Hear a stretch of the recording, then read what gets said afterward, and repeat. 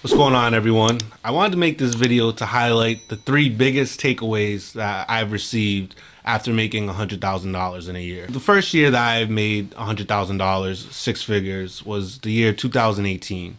In 2018, I made $1,200 a week through my Sunday night event, $200 a week through my Friday event, $580 a week through my 9 to 5, and from special events, I made $200 a week.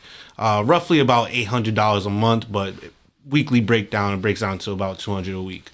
With all that being said, I was making about $2,180 a week. I wanted to state how I earn my income because unlike a lot of people on YouTube, a lot of people on Instagram, I like to have some validity. I don't like talking about things I don't know, such as making $1 million a year. I don't know how to make $1 million a year because I've never made $1 million a year. However, I have made $100,000 a year for the past 6 years. After acquiring this money, I did what most people did and I blew it all. I spent it on clothes, spent it on shoes, spent it on designer, spent it on jewelry, spent it on trips, spent it on restaurants, ate out constantly.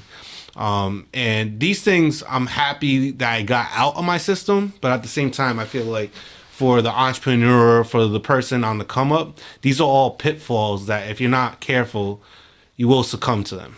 So the first takeaway is to always direct your money and not let your money direct you. Just because you're making a certain amount doesn't mean that you have to change your way of living. It doesn't mean that you have to buy certain things. Save for a future better day. You'll thank me in the end. The second takeaway after earning $100,000 in a year is that $100,000 is not a lot of money.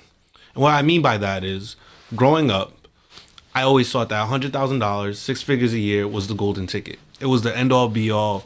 It was to reassure my happiness. However, if you're in a situation where $100,000 is tough to achieve, you're going to need to be very creative, very resourceful, and very driven. These same qualities, however, once you reach $100,000, is going to make sure that you achieve above and beyond that. So once you're at $100,000, you're going to be stepping into rooms that is the basic standard. It's not the golden ticket. The third takeaway that I have received after achieving $100,000 a year was the mindset shift. The mindset shift of look at all the money that I can have now to spend on things versus look at all the money I have now to invest into my future. No one becomes wealthy without investing or thinking about their future. And it's pretty evident bank account wise, relationship wise, lifestyle wise, those who are thinking in the future versus those that are living in the moment.